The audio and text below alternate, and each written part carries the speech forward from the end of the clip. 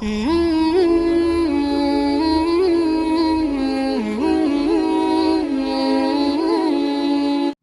کو آپ نے تلاوت میں سورہ بقرہ سنی ہوگی. سورہ بقرہ تقریباً تیسرے پارے میں بھی چلی جاتی ہے. لمبی صورت ہے، لمبا مضمون ہے.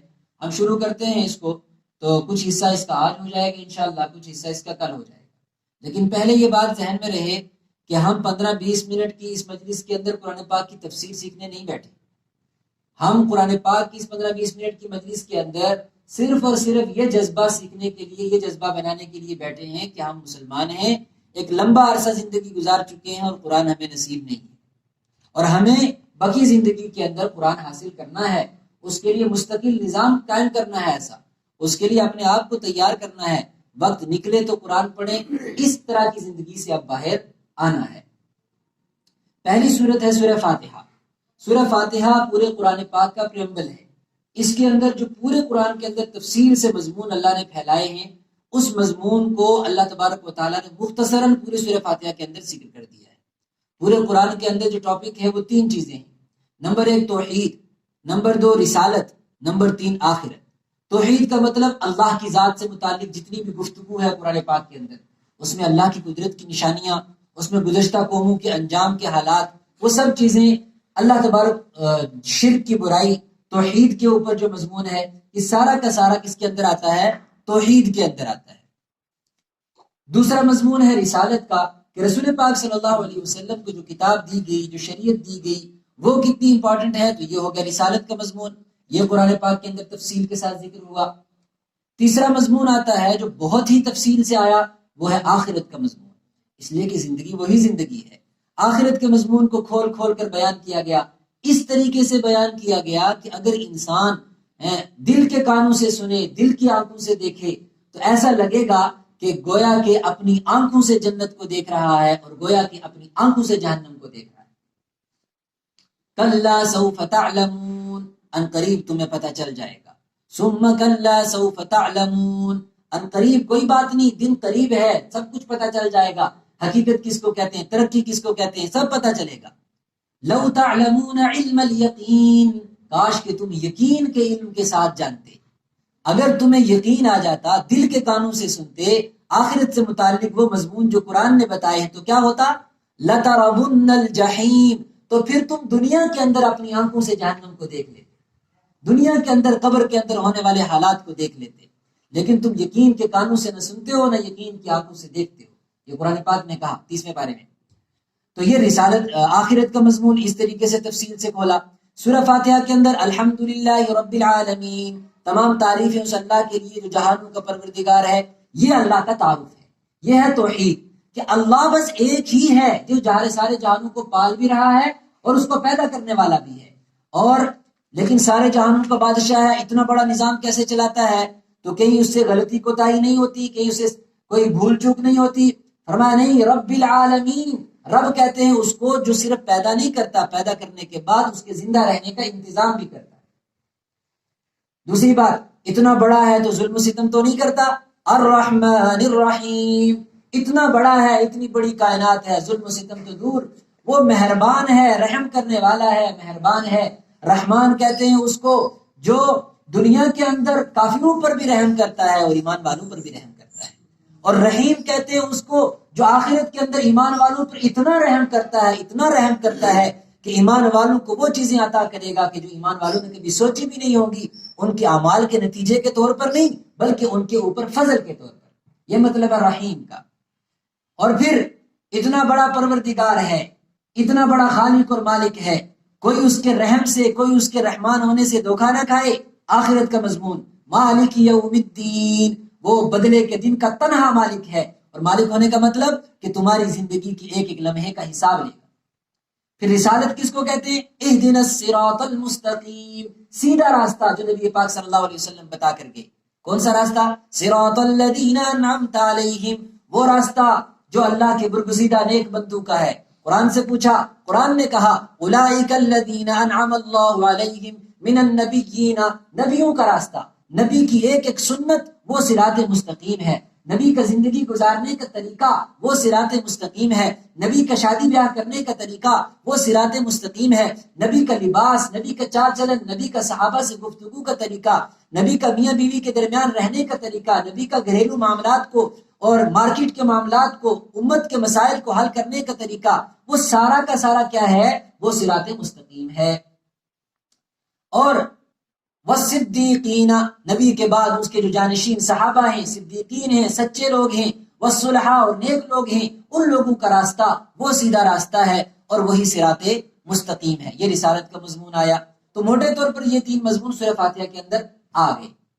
سورہ فاتحہ میں انسان سے ایک دعا کروائی گئی، اہدنا الصراط المستقیم، اے اللہ ہمیں سیدھا راستہ دکھا۔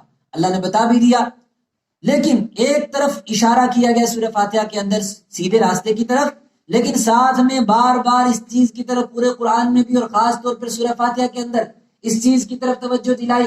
یاد رکھو، صرف سیدھے راستے پر چلنا کافی نہیں، صرف سیدھے راستے پر چلنا کافی نہیں ہے، بلکہ سیدھے راستے پر وہی چل سکتا ہے جو غلط راستے کو پہچانے۔ ایک انسان ہے، اسے سیدھے راستے کی تو پہچان ہے، لیکن چلتا غلط راستے پہ، مانتا ہے کہ وہ سیدھا راستہ ہے لیکن یہ غلط راستہ ہے، مانتا ہے اس کو بھی، فرمایا وہ انسان بھی کامیاب نہیں۔ کلمہ پڑھ لیے لا الہ الا اللہ محمد الرسول اللہ، اب یقین ہو گیا کہ اللہ کا راستہ اور اس کے رسول کا سیدھا راستہ ہے، اسی میں اللہ نے کامیابی رکھی ہے۔ یقین ہو گیا کہ مجھے مرنا ہے، اپنی زندگی کا حساب دینا ہے، لیکن پریکٹیکل چلتا نہیں ہے اس پر، کیوں؟ دنیاوی فائدے کی خاطر، تھوڑے سے 4 پیسوں کی خاطر اس صراط مستقیم پر نہیں چلتا جو نبیوں کا راستہ ہے، جو صدیقین کا راستہ ہے، سچوں کا راستہ ہے، نیک لوگوں کا راستہ ہے۔ کیوں؟ اس راستے پر چلتا ہے تو شرم آتی ہے، اس راستے پر چلتا ہے تو مال کا نقصان ہوتا ہے، اس راستے پر چلتا ہے تو کاروبار کا نقصان ہوتا ہے، اس راستے پر چلے گا تو دنیا میں کیسے رہے گا۔ اور اس مضمون کو انشاءاللہ جب ہم 8واں پارہ پڑھیں گے، وہاں پر انشاءاللہ اس کو کھولا جائے گا کہ انسان کو کیا کیا خطرات ہوتے ہیں سیدھے راستے پر چلنے پر۔ لیکن اللہ نے بتا دیا کہ سیدھے راستے پر چلنا بھی ہے اور برے راستے کو پہچاننا بھی ہے۔ وہ کون سا برا راستہ؟ غیر المغضوب علیہم ولا الضالین، ان لوگوں کا راستہ جن پر اللہ نے غضب نازل کیا، جو گمراہ ہو گئے، گمراہوں کا راستہ، اللہ کے نافرمانوں کا راستہ، اللہ کے ان دشمنوں کا راستہ جو آج بھی ایمان والوں کے ساتھ دشمنی رکھتے ہیں، قرآن کے ساتھ دشمنی رکھتے ہیں، اللہ کے حبیب کی سنتوں کے ساتھ، اللہ کے حبیب جیسے چہروں کے ساتھ نفرت کرتے ہیں، ان لوگوں کا راستہ۔ مسلمان یہ تو مانتا ہے کہ میں مسلمان ہوں، سیدھا راستہ یہ ہے، لیکن چلتا نہیں ہے اس راستے پر۔ کیا کریں جی؟ پھر معاملات، حالات ہی ایسے ہیں۔ ایمان والا حالات سے کمپرومائز نہیں کرتا، ایمان والا صراط مستقیم پر چلتا بھی ہے، اس کو سمجھتا بھی ہے اور غلط راستے کی پہچان بھی رکھتا ہے۔ یہ سورہ فاتحہ کے اندر آیا۔ اس کے بعد سورہ بقرہ ہے۔ سورہ بقرہ کے اندر ابتدا کے اندر ہم ابتدا سے لے کے چلیں گے۔ پہلی آیت الف لام میم، 3 حرف کی آیت ہے، چونکہ قرآن شروع ہو رہا ہے، اور یہ قرآن ایک انسان کے لیے نہیں، قیامت تک آنے والے انسانوں کے لیے چیلنج ہے، اور خاص طور پہ جب یہ قرآن اتر رہا تھا تو عربوں کے لیے چیلنج تھا۔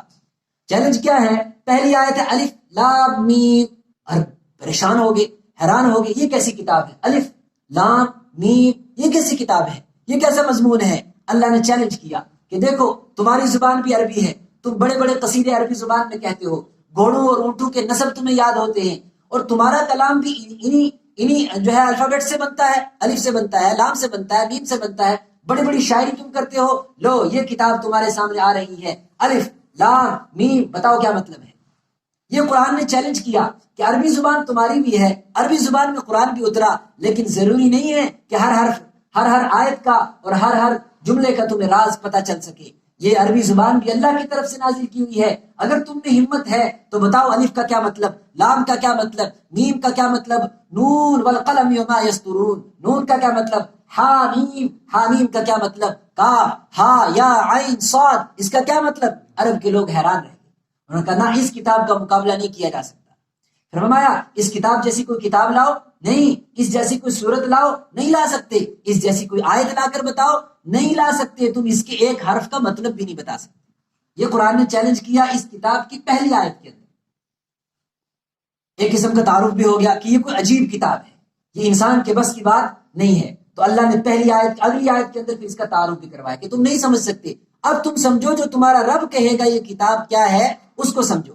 ذالک الکتاب لا ریب فیہ، یہ کتاب ایسی کتاب ہے جس میں کوئی شک نہیں ہے، کوئی کجی نہیں ہے، کوئی عیب نہیں ہے، اس کے بتائے ہوئے ایک ایک قانون کے اندر کوئی کجی نہیں ہے۔ دنیا سے بڑا عقل مند دنیا کا اٹھے اور وہ اسلام کے کسی قانون پر حرف اٹھائے، انگلی اٹھائے، ہو ہی نہیں سکتا۔ خود دنیا والے اس کو جو ہے پاگل اور دیوانہ کہنے لگ جائیں۔ ایک آدمی اٹھا مکہ کے اندر دیوانہ قسم کا، اس نے کہا میں کروں گا قرآن کا مقابلہ۔ اس نے کیا کیا؟ اس نے کہا کاغذ قلم دوات سب کچھ مجھے جمع کر کے دے دو اور کوئی میرے پاس نہ آئے۔ 1 مہینہ اندر بیٹھا رہا، لکھتا رہا، پھاڑتا رہا اور پھر ایک مرتبہ اس نے کچھ تھوڑا سا لکھا، پاس سے ایک بچی گزری، اس نے قرآن پاک کی ایک آیت کی تلاوت کی۔ نوح علیہ السلام کے جو طوفان کا قصہ آیا 12ویں پارے کے اندر، اس نے وہاں سے تلاوت کی۔ قیل یا ارض ابلعی ماءک، کہا گیا زمین اپنا پانی نگل لے، ویا سماء اقلعی، اے آسمان جو تو برسا رہا تھا اس کو بھی روک دے، وقضی الامر، وہ کام ہو گیا جو ہونا تھا۔ پورا قصہ 3 لفظوں میں ختم۔ تو اس آدمی نے جو کچھ لکھا تھا سب پھاڑا اور کہا کہ اس کتاب کا مقابلہ نہیں ہو سکتا۔ کس کتاب سے ہم غافل ہو گئے؟ فرمایا ھدی للمتقین، اس کتاب کا تعارف یہ ہے کہ یہ راستہ دکھاتی ہے۔ تلاوت کی کتاب ہے بہت اچھا، ثواب کی کتاب ہے بہت اچھا، شفا حاصل کرنے کی کتاب ہے بہت اچھا، لیکن یہ کتاب کے نزول کا مقصد نہیں ہے۔ یہ کتاب کے نزول کا مقصد نہیں ہے۔ جس مسلمان کو یہ کتاب راستہ نہ دکھائے، اس کا مطلب یہ ہے کہ یہ کتاب اس کو نصیب ہی نہیں۔ جس مسلمان کو یہ کتاب اس کی زندگی کے مسائل کا حل نہ بتائے، مثال کے طور پر ازدواجی زندگی کے مسائل ہر گھر کے اندر ہیں، ہر جوان بچہ اور بچی آج ازدواجی زندگی کے اندر جو جن مسائل کا شکار ہے، وہ کبھی کسی سے شکوہ کرتا ہے، کبھی کسی سے شکوہ کرتا ہے۔ اس کا مطلب یہ ہے کہ نہ اس بیٹے کو قرآن نصیب ہوا، نہ اس بیٹی کو قرآن نصیب ہوا۔ اس کو بڑی بڑی ڈگریاں ہم نے دے دی لیکن قرآن نصیب نہیں ہوا۔ اگر سورہ نساء نصیب ہوئی ہوتی تو اس گھر کے اندر کبھی بھی اس کی میرٹل لائف ڈسٹرب نہ ہوتی۔ نہیں نصیب ہوا قرآن۔ ہدن، یہ کتاب گائیڈ کرتی ہے زندگی کے گھریلو مسائل کے اندر بھی، مارکیٹ کے مسائل کے اندر بھی، معاشرتی مسائل کے اندر بھی، اور ملی مسائل کے اندر، قومی مسائل کے اندر بھی۔ لیکن ضرورت یہ ہے کہ کوئی اس سے گائیڈنس لے۔ للمتقین، کوئی آگے تو بڑھے۔ حل من مدکر، ہے کوئی نصیحت حاصل کرنے والا، ہے کوئی قرآن کو سمجھنے والا، ہے کوئی اس کو زندگی کے اندر لانے والا؟ جب کوئی نہیں ہے تو اس قرآن کو بند کر کے الماریوں میں رکھ دیا جائے، یہ کچھ کسی کو نہیں دے گا۔ رمضان میں نکلا، تلاوت ہوئی، تھوڑا سا ثواب کمایا، لیکن قرآن پاک کے مقصد کو نہیں سمجھا۔ اگلی آیتوں کے اندر جو قرآن پاک کے مقصد کو سمجھے ہیں ان کا تعارف کروایا جا رہا ہے۔ وہ کون سے ہیں؟ ایمان والے لوگ۔ لیکن ایمان والے کون سے؟ صرف اقرار کرنے والے نہیں، عملی ایمان والے۔ 4 آیتوں میں ان کا ذکر ہے۔ الذین یؤمنون بالغیب، جو قرآن کو مانتے ہیں وہ بن دیکھے ایمان لاتے ہیں۔ بن دیکھے کا مطلب جنت کو دیکھا نہیں لیکن جنت کی طلب ہے، جہنم کو دیکھا نہیں لیکن اس کے عذاب سے ڈرتے ہیں، قبر کے عذاب کو دیکھا نہیں لیکن اتنا یقین ہے کہ موت میری شام کو آ رہی ہے یا صبح آ رہی ہے، مجھے قبر کے اندر جانا ہے، اس کی تیاری کی فکر کرتے ہیں۔ بن دیکھے رب کو مانتے ہیں۔ وَيُقِيمُونَ الصَّلَاةَ، ایمان والے کیسے ہوتے ہیں؟ نماز قائم کرتے ہیں۔ کیا مطلب؟ یہ بھی تو ہو سکتا تھا وَيُصَلُّونَ الصَّلَاةَ، نماز پڑھتے ہیں تو نماز پڑھنے والا اور نماز قائم کرنے والا ایک ہی ہے؟ نہ، نماز پڑھنے والا اور نماز قائم کرنے والا ایک نہیں۔ یہاں قرآن نے کہا نماز پڑھتے نہیں، نماز کھڑی کرتے ہیں۔ کیا مطلب کھڑی کرتے ہیں؟ نماز کھڑی کرنے کا مطلب یہ نہیں رمضان آیا تو نمازوں کی پابندی ہوئی، عید کا چاند نکلا تو نمازیں بھی غائب، اور ایسا نہیں۔ الذین یقیمون الصلاۃ، وہ نماز کی پابندی کرتے ہیں۔ جب سے بالغ ہوئے اس وقت سے لے کر موت تک ایک فکر ستاتی ہے کہ نماز میں غفلت نہ ہو جائے۔ اللہ کے حبیب نے فرمایا جس نے ایک نماز جان بوجھ کر چھوڑی، ایک نماز جان بوجھ کے چھوڑی، فقط کفر، اس نے تو کفر کر دیا، اس نے تو کافروں والا کام کیا۔ مسجدیں بڑی بڑی بنائی اور خود ہی ویران کر دی، پھر گھروں کو ویران کیا۔ لوگوں نے کہا یہ ہو گیا اس لیے گھر ویران ہو گیا، یہ ہو گیا اس لیے ہمارا گھر اجڑ گیا، سب برباد ہو گیا، گھر کا سکون ختم ہو گیا۔ یہ مسائل ہیں ہمارے، باپ نے یہ کہہ دیا تھا، بیٹے نے یہ کہہ دیا تھا، ماں نے یہ کہہ دیا تھا۔ فرمایا کچھ نہیں، تم نے مسجدوں کو غیر آباد کیا، اللہ نے تمہارے گھروں کو غیر آباد کر دیا۔ جس نے مسجدوں کو، اللہ کی مسجدوں کو غیر آباد کیا، اللہ اس کے گھر کو غیر آباد کر دیتا ہے۔ انما یعمر مساجد اللہ، اللہ کی مسجدوں کو وہ لوگ آباد کرتے ہیں جو اللہ پر ایمان رکھتے ہیں۔ اللہ پر ایمان رکھنے والوں کی مسجدیں بھی آباد ہوتی ہیں، پھر اللہ ان کے گھروں کو بھی آباد کرتا ہے۔ وَيُقِيمُونَ الصَّلَاةَ وَمِمَّا رَزَقْنَاهُمْ يُنْفِقُونَ، اور اللہ کے راستے میں وہ بے دری خرچ کرتے ہیں۔ یہ ایمان والوں کی صفت ہے۔ کون زکوٰۃ دیتا ہے؟ آپ حساب لگائیے، کون 2.5% اللہ تعالیٰ نے فرض کیا، 18% ٹیکس دینے کے لیے تیار ہیں، 30% ٹیکس دینے کے لیے تیار ہیں، لیکن 2.5% زکوٰۃ کا فرض ادا نہیں کرتے، اور پھر کہتے جی اچانک گھر میں کینسر ہو گیا، جی اب کیا کریں، لاکھ روپے کا خرچہ آ گیا، مکان بنانا تھا، فلانا نقصان ہو گیا، فلانا نقصان ہو گیا، بیٹے کو اتنا خرچہ ہو گیا، بیٹی کی شادی کو اتنا خرچہ ہو گیا، اتنا کماتے ہیں پتہ نہیں کہاں جاتا ہے. فرمایا جاتا کہیں نہیں ہے. جب تم اللہ کے حقوق پورے نہیں کرتے ہو اللہ وہاں لگواتا ہے جہاں تمہارا مال ضائع ہوتا ہے. وَمِمَّا رَزَقْنَاهُمْ يُنْفِقُونَ، اور پچھلی کتابوں پر ایمان لاتے ہیں، آخرت کے دن پر ایمان لاتے ہیں. وَبِالْآخِرَةِ هُمْ يُوقِنُونَ، آخرت کے دن پر ایمان لاتے ہیں اور آخرت پر یقین رکھتے ہیں. یہ تو ہو گیا ایمان والوں کا تذکرہ. فرمایا یہ وہ لوگ ہیں اولئک علی ھدی من ربہم، جو اپنے رب کی طرف سے ہدایت پر ہیں. جو لوگ ان چیزوں پر عمل کرتے ہیں وہی لوگ اصل میں ایمان پر ہیں. وَأُولَئِکَ هُمُ الْمُفْلِحُونَ، اور یہی لوگ اصل میں کامیاب ہونے والے ہیں. مطلب کیا ہوا؟ مطلب یہ ہوا جو ایمان کا دعویٰ کرے اور ان صفات کے ساتھ متصف نہ ہو اس کی کامیابی کی کوئی گارنٹی نہیں ہے. ایک جماعت تو یہ ہوئی. دوسری جماعت کا 2 لائنوں میں تذکرہ، ان الذین کفروا سواء علیہم انذرتہم ام لم تنذرہم. ایک دوسری جماعت بھی ہے دنیا کے اندر رہنے والی. وہ کون سی جماعت ہے؟ وہ جماعت جو کہتی ہے رب اب کچھ نہیں، ہم نہیں مانتے، کوئی موت ووت نہیں، ہم نہیں مانتے، کوئی حساب نہیں، ہم نہیں مانتے. اللہ نے فرمایا چھوڑ دو ان کو ان کے حال پر. جن کو رب کا تعارف سمجھ میں نہیں آیا، جن کو اپنا حساب سمجھ میں نہیں آیا، ان کو چھوڑ دو. یہ ان کو اپنی زندگی میں رہنے دو مست، ان سے ہم خود نمٹیں گے. لہذا صرف اور صرف 2 آیتوں میں ان کا قصہ ختم کر دیا. اس کے بعد شروع ہوتا ہے تفصیل کے ساتھ ان لوگوں کا تذکرہ جو نام کے مسلمان رہے. دیکھو پکے مسلمانوں کا تذکرہ صرف 4 آیتوں میں، پکے کافروں کا تذکرہ صرف 2 آیتوں میں. آگے تقریباً 13 آیتوں میں لگاتار ان لوگوں کا تذکرہ ہے جو نام کے مسلمان بنے، جنہوں نے زبان سے تو کلمہ پڑھا دکھانے کے لیے لیکن دل کبھی مسلمان نہ ہو سکا، دل کبھی پیارے نبی صلی اللہ علیہ وسلم کی شریعت سے محبت نہ کر سکا، دل کبھی اللہ کی بتائی ہوئی شریعت پر چلنے کے لیے تیار نہ ہو سکا. اللہ نے 13 آیتوں کے اندر تقریباً 12 نشانیاں ان کی ذکر کی. یہ بہت غور سے سننے کی چیز ہے، تھوڑا سا آج سنیں گے. وہ 12 نشانیاں کیا ہیں؟ اللہ کرے کہ اگر ہم میں وہ ہیں ہم اس کو دور کرنے والے بن جائیں، ورنہ تو ہم ان لوگوں کے اندر آ جائیں گے، ان لوگوں کی فہرست میں آ جائیں گے جن کا تذکرہ اللہ غصے اور غضب کے ساتھ اگلی 13 آیتوں کے اندر کر رہے ہیں. فرمایا کون لوگ ہیں؟ وَمِنَ النَّاسِ مَن يَقُولُ آمَنَّا بِاللَّهِ وَبِالْيَوْمِ الْآخِرِ. ہیں کچھ لوگ ہم جانتے ہیں ان کو جو یہ کہتے ہیں کہ ہمارا ایمان ہے اللہ پر، ہم آخرت کو بھی مانتے ہیں، موت کو بھی مانتے ہیں، رسول کو بھی مانتے ہیں، شریعت کو بھی مانتے ہیں. یہ ہے رمضان میں پہلی صف میں بھی پہنچ جاتے ہیں، عید کے دن جو ہے سلوار قمیض بھی پہن لیتے ہیں، مسلمان اپنے آپ کو شو کر دیتے ہیں. فرمایا ہے کچھ لوگ جو زبان سے کلمہ پڑھتے ہیں ایمان ان کے دل کے اندر نہیں اترا. وہ کون ہیں؟ اللہ نے کہا جو کوئی بھی ہیں آگے بتائیں گے. پہلی بات یاد رکھو، وما هم بمؤمنین، یہ مومن نہیں ہو سکتے، یہ سچے مومن نہیں ہو سکتے. سچے مومنوں کی یہ صفت نہیں ہوتی ہے کہ زبان سے کچھ اور کریں اور طریقہ کسی اور سے محبت کریں، زبان سے کچھ اور کہیں اور دل کے اندر کسی اور کو بسا کے رکھیں. ایسا نہیں ہو سکتا. ایک طرف کہیں محمد الرسول اللہ، دوسری صلی اللہ علیہ وسلم، اور دوسری طرف ان کے طریقہ اپناتے ہوئے شرم آئے، ان کی زندگی کے مطابق زندگی کرتے ہوئے آر محسوس ہو. ایسا نہیں ہو سکتا. وما هم بمؤمنین، یہ مومن نہیں ہو سکتے. جواب اللہ پھر یہ کون لوگ ہیں؟ فرمایا مومن نہیں ہے، یہ دھوکے باز ہیں. کس کو دھوکا دیا؟ کس کو دھوکا دیا؟ فرمایا یخادعون اللہ، ایمان والوں کو نہیں. یخادعون اللہ، انہوں نے کسی عام انسان کو دھوکا نہیں دیا، انہوں نے سب سے پہلے اللہ کو دھوکا دیا ہے.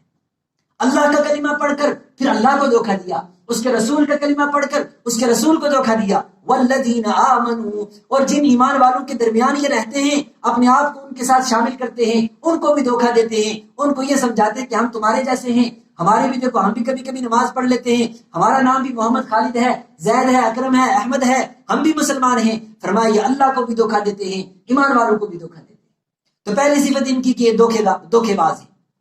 جواب کیا ان کے دھوکے سے کوئی فرق پڑتا ہے؟ کچھ نہیں فرق پڑتا. کیا فرق پڑتا ہے؟ اللہ کی کائنات پر کیا اللہ کے ایمان والوں کی کمی ہے؟ وما يخدعون الا انفسهم، یہ تو اپنے آپ کو دھوکا دے رہے ہیں، اللہ کو نہیں دھوکا دے سکتے. ایمان والوں کو کیا دھوکا دیں گے؟ پھر کیا ان کو پتہ نہیں چلتا؟ وما يشعرون، فرمایا دھوکے باز تو ہیں لیکن حقیقت یہ ہے کہ ان کو اس کا احساس بھی نہیں، ان کو اس کا احساس بھی نہیں ہے کہ کس کو اللہ کو اور اس کے رسول کو دھوکا دے رہے. فی قلوبہم مرض، ایک نشانی ان کی یہ ہے کہ ان کے دلوں کے اندر بیماریاں ہی بیماریاں ہیں. کیسی بیماریاں؟ حسد کی بیماری، بغض کی بیماری، مسلمانوں کے ساتھ نفرت کی بیماری، علماء کے ساتھ نفرت کی بیماری، دینداروں کے ساتھ نفرت کی بیماری، حسد، کینہ، بغض، کبریاء، تکبر، اور یہ ساری بیماریاں ان کے دلوں کے اندر ہیں. اور وہ کیا سمجھتے ہیں زبان سے اپنے آپ کو کہ مسلمان کے گھر کے اندر پیدا ہو گئے تو مسلمان بن گئے. فزادهم اللہ مرضا، اے اللہ کیا یہ تیرے دین کی طرف نہیں آئیں گے؟ یہ دین کی آیتیں نہیں سنتے؟ فرمایا سنتے ہیں، لیکن جب جب ہماری آیتیں سنتے ہیں ان کے دل اور بیمار ہو جاتے ہیں۔ فزادهم اللہ مرضا ولهم عذاب علیم۔ آگے چل کر کہ کیا ان کو کوئی احساس دلانے والا نہیں ہے؟ کیا ان کو کوئی سمجھا نہیں سکتا؟ فرمایا بالکل، وَإِذَا قِيلَ لَهُمْ، فرمایا کہ جب یہ مانتے ہی نہیں کہ ہم غلط ہیں، جب یہ مانتے ہی نہیں کہ ہم کچھ غلط کر رہے ہیں،